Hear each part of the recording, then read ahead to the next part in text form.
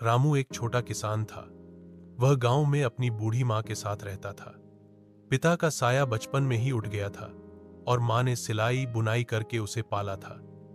जब भी वह खेतों में जाता, मां उसके लिए रोटी, गुड़ और प्यां की पोटली बांध कर देती। रामू दिन भर काम करता और शाम को लौटकर मां के पैरों में तेल मलता। समय बीता, रामू बड़ा हुआ। मां ने उधार लेकर उसकी शादी करवाई। धीरे धीरे रामू अपनी पत्नी के कहने में आने लगा। अब वह मां की बातों को नहरंदा करने लगा।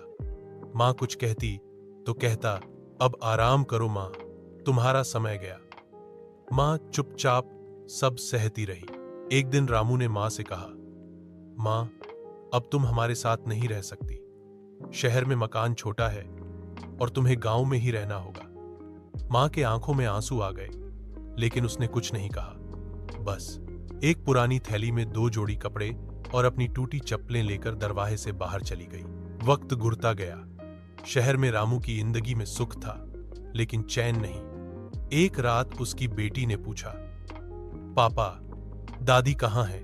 रामू कुछ नहीं बोल पाया। उसकी आंखें भर आईं। अगली सुबह वह गांव के लिए निकल पड़ा। जब वह घर पहुंचा तो देखा, मां आंगन में एक सूखी खटिया पर लेटी थी।